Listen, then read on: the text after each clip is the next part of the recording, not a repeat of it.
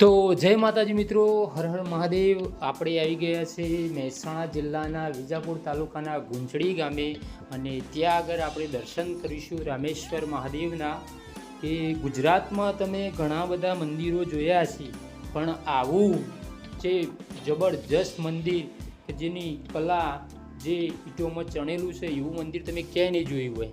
તો મિત્રો અચૂકથી નિહાળજો આ વિડીયો અને તમે હવે દર્શન કરી દો રામેશ્વર મહાદેવના।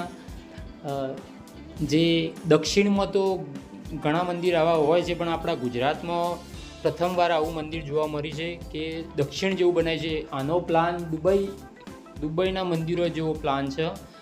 તો તમે જોઈ શકો છો આ એનો ઇતિહાસ છે કે મંદિર કેવી રીતે બનાવ્યું છે, શું છે। તો તમે જાઓ તો જરૂરથી વાંચજો।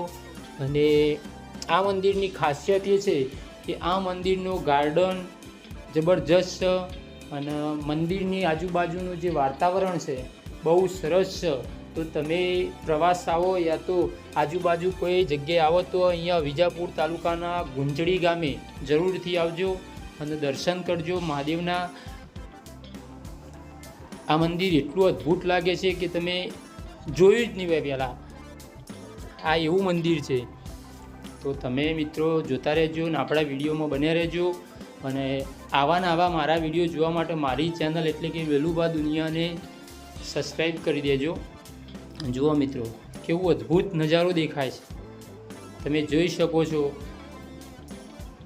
કે પબ્લિક અત્યારે તો દિવાળીના વેકેશનમાં બહુ જ ફરવા આવે છે। મિત્રો આ જે બેલ દેખાય છે એ બેલનો વજન આશરે 256 કિલો વજન છે, એટલે કે બહુ અદ્ભુત બેલ બનાવ્યો છે મહાદેવજીનો।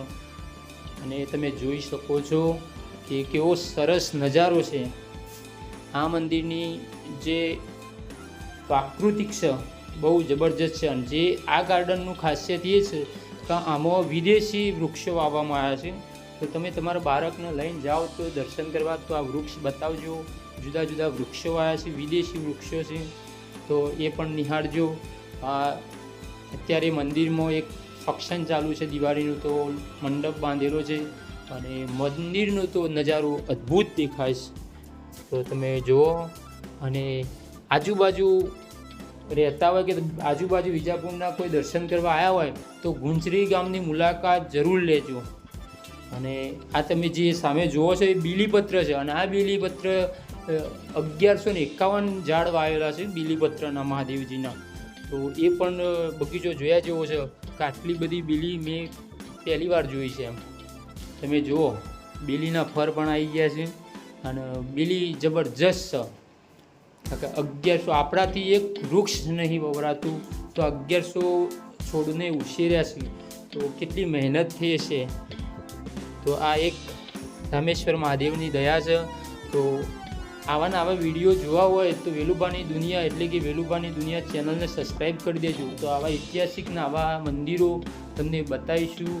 તમે જ્યાં નહીં ગયા હોય એવા મંદિરના ચમત્કાર ઇતિહાસ લાવી અને તમને બતાવીશું।